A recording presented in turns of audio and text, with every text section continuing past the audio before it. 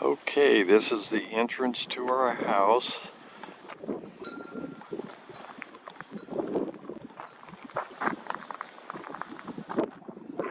We have some hesperellas and aloes. They're not blooming yet, but they're getting ready. And a brittle bush. And a brittle bush. And then here, This is Justicia californica, which is in the Acanthaceae family, and it is a favorite of the hummingbirds. And there's a little hummingbird who has a nest near here, and she loves to go from blossom to collect the nectar. And then here growing through it is a Penstemon perryi that's blooming. They have really spread through the yard, and they're beautiful.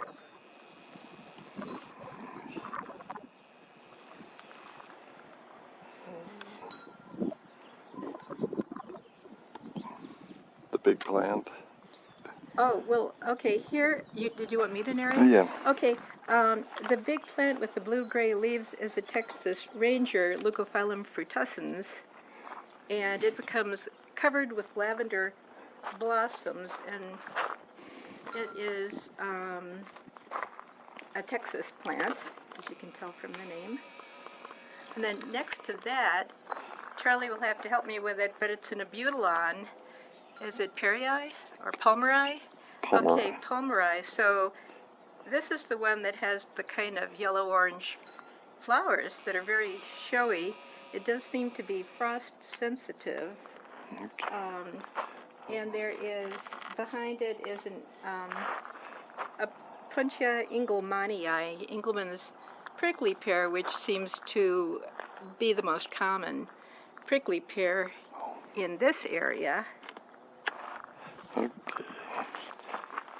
Over here, well, at the corner you can see Charlie's beautiful sculpture of the three pots of different sizes under the rain chain.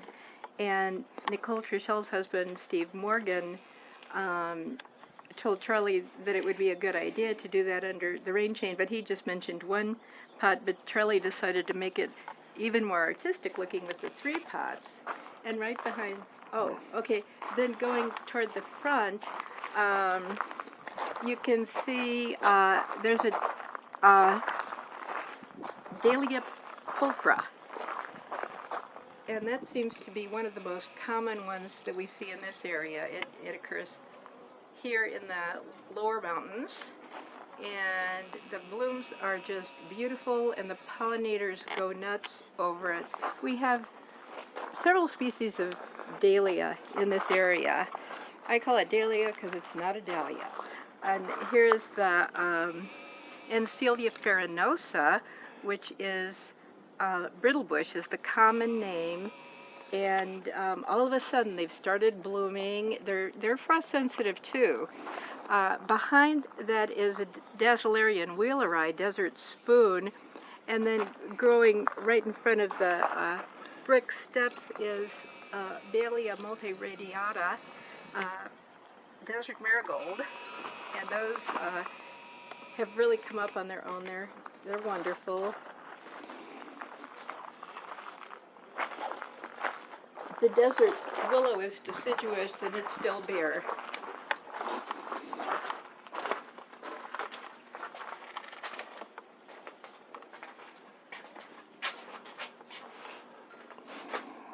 Okay.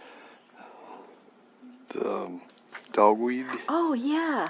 The dogweed here is really nice. There are two species of dogweed, and at first the predominant dogweed, and I can't remember the two species, but it had really tiny flowers, and it wasn't very pretty, but definitely kind of scratchy. And this one is really showy, and I think it's the same species that's in the Denver area, this one with the big showy flowers.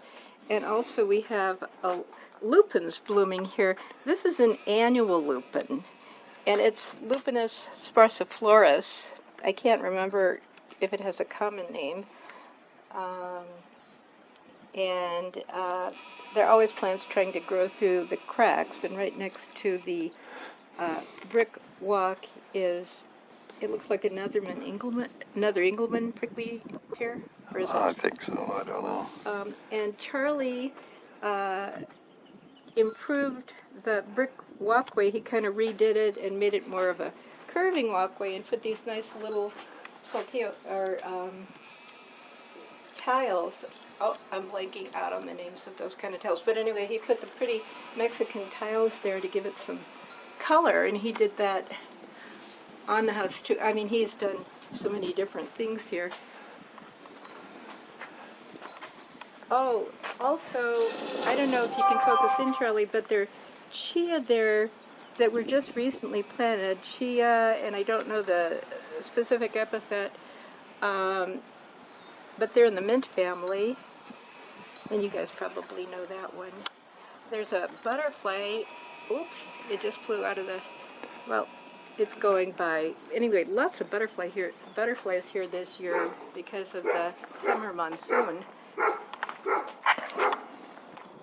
Okay, I'm not sure what you're looking at, Charlie. Verbena.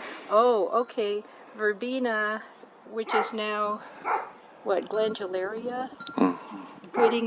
Gooding's verbena is back there, and it self-seeds, and it's behind the Perry Pensman. Oop, there goes the butterfly. I can't get that on film. Okay, next to the, I'm over here now. oh, you're not going to do the cow tongue? Oh, Okay. we can come back. These are, well, there's a Perry Pensman, and last year's Abutylon palmeri